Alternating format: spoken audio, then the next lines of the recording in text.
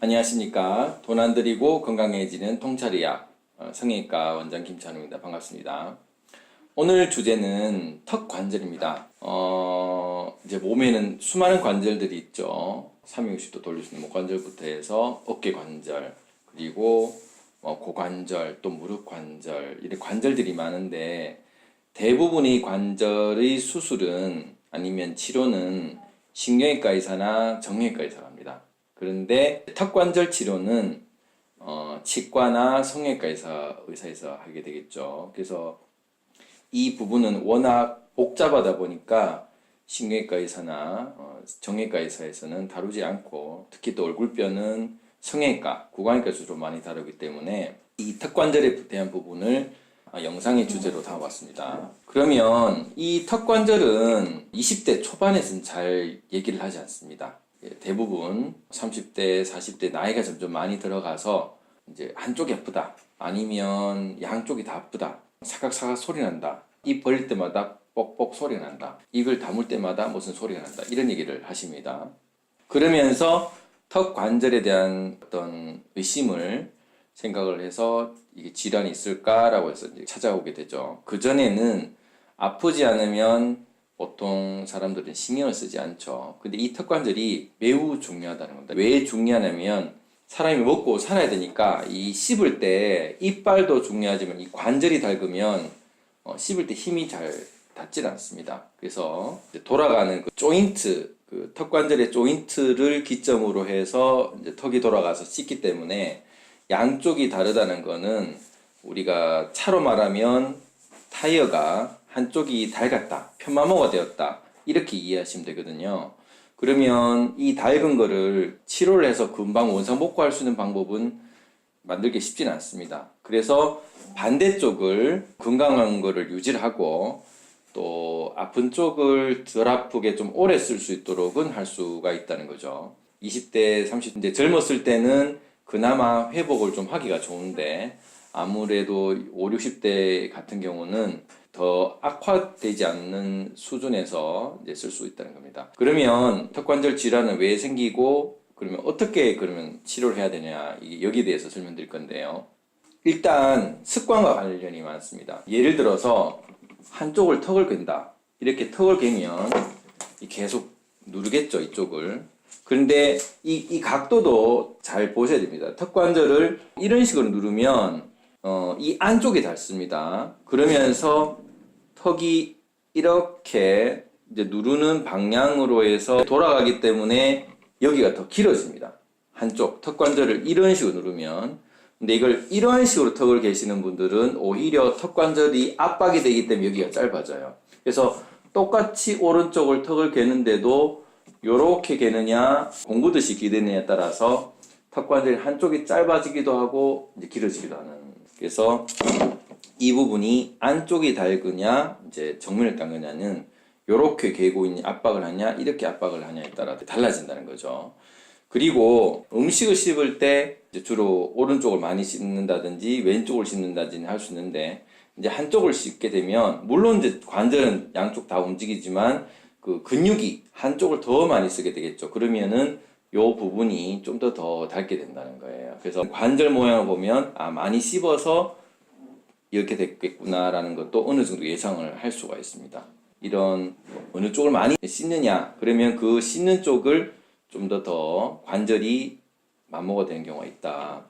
그리고 반대쪽은 좀 떨어져 있기 때문에 압박으로 인해서 관절이 닳아지는 것은 좀 적은 편이다라는 겁니다.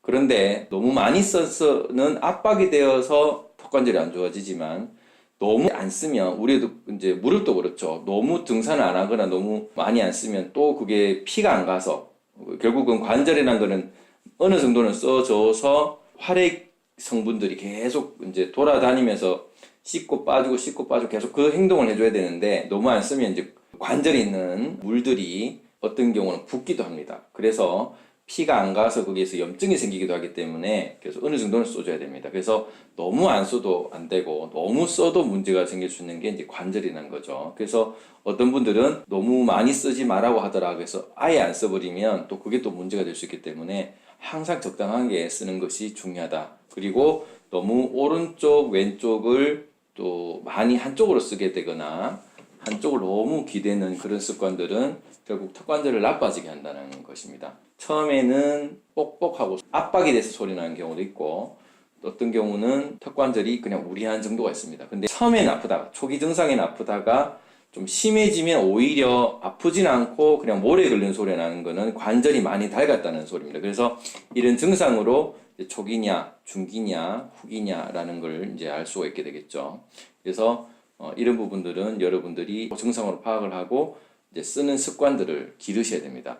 우리가 무릎도 그렇고 팔도 그렇고 이 관절이라는 것은 다 인대가 붙어 있죠. 이 인대가 결국은 강하냐 약하냐에 따라서 턱관절이 지지가 강해가지고 오래 쓸 수가 있는 분이 계시는 반면에 인대가 약하면 그만큼 이게 공간이 좁아져 있기 때문에 빨리 이제 닳게 된다는 겁니다. 그래서 턱관절에 이제 혈액 순환이 잘 안 되는 분들, 특히 무턱인 분들이 그래요. 무턱인 분들은 그때도 얘기 드렸다시피 근육이 계속 그 압박을 해서 턱관절을 밀고 거기다가 뒤쪽으로 턱관절이 많이 닳게 되는 현상이 이제 무턱의 턱관절의 어떤 증상 중에 하나다는 겁니다. 그래서 이미 마모가 너무 많이 돼서 20대, 30대에서도 턱관절이 거의 한 반 이상 없는 경우도 우리가 CT상에서 발견을 할 수가 있다는 것입니다. 그래서 이런 자기의 습관 그리고 턱관절이 한쪽이 안 좋은 질환 이런 것들이 한쪽이 혈액순환이 안 되면서 되는 경우가 좀 더 많다는 거죠. 그래서 무턱 같은 경우는 턱이 작다 보니까 혈관 자체가 별로 피가 안 가는 거죠. 예를 들어서 턱이 작은 분들은 그 턱 근육이 발달이 별로 되어 있지 않습니다. 그러면 씹는 힘이 잘 가다 보니까 근육이 발달이 별로 안 되겠고 피가 좀 덜 가다 보니까 턱관절에도 피가 덜 가게 되는 거죠. 턱관절에 피가 덜 가서 결과적으로 턱관절도 이제 흡수가 되는 그런 영향을 줄 수가 있다. 자, 사각턱이 있는 사람들도 이제 턱관절이 있는 경우가 있죠. 아까 전에 말씀드린 것은 무턱이 결국은 근육이 발달이 안 돼서 그리고 턱관절에 이제 피가 안 가기 때문에 턱관절이 나빠지고 정중근에서 힘을 받아가지고 생긴 거라면 사각턱이 발달된 사람이 턱관절이 안 좋은 거는 압박으로 인해서 생긴 겁니다. 그러니까 한쪽을 너무 많이 씹는다든지 양쪽을 너무 오랫동안 씹는다든지 그리고 많이 씹으면 그만큼 압박도 되지만 피가 많이 가는데 너무 충혈이 많이 되는 경우가 생기거든요. 그래서 이건 압박으로 인한 거. 그래서 똑같이 관절이 사각턱도 관절이 안 좋을 수 있고 무턱도 관절이 안 좋을 수 있는데 이렇게 많이 턱이 발달이 돼 있고 근육이 좀 두꺼운 분들은 원래 씹는 걸 식감을 좋아하시겠죠. 고기를 오랫동안 씹거나 좀 딱딱한 거를 오랫동안 씹거나 하는데 그게 결과적으로는 턱관절이 안 좋아질 수 있다. 물론 사각턱이 발달된 사람들은 원래는 관절이 자체가 좀 좋습니다. 그런데 그 많이 씹는 습관 때문에 점점 나빠지기 때문에 그것들은 대부분 이제 압박에 의한 것들이 많다라는 거죠. 사각턱 같은 경우는 보톡스를 맞게 되면 결국 힘이 빠지기 때문에 그 압박되는 거를 좀 줄여주니까 그게 턱관절에도 좀 좋을 수가 있다. 그리고 사각턱이 발달되신 분들 중에 이갈이가 있다든지 그 이를 꽉 깨무는 분들이 계시거든요. 그런 분들은 이를 갈 때 이렇게 됩니다. 그래서 전체적으로 턱관절이 양쪽으로 쓸린 현상이 있기 때문에 턱관절이 빨리 딸린 자세 중에 제일 안 좋은 자세가 이갈이 자세입니다. 우리가 대패 밀듯이 계속 밀어버리면 빨리 닳겠죠. 그래서 이갈이나 이를 꽉 깨무는 이제 수면 습관이 될 수도 있고 낮에의 스트레스가 될 수 있는데 그런 안 좋은 습관으로 인해서 사각턱에서 관절이 나빠질 수가 있다는 거죠. 그래서 오랫동안 씻거나 그 이를 갈거나 아니면 그 이를 꽉 깨무는 증상은 관절을 나쁘게 할 수 있기 때문에 이 습관은 좀 당장 버리시는 게 좋다. 그래도 이와 계속 해왔던 습관들이 금방 되질 않으니까 이런 경우는 오히려 보톡스가 이제 치료 효과가 있다는 것입니다. 그래서 턱관절을 좀 더 보존할 수 있고 그때부터 습관을 좀 고쳐 나가면 사각턱이 발달한 그런 분들은 턱관절을 또 보존할 수 있는 방법들은 그런 식으로 할 수 있다는 것입니다.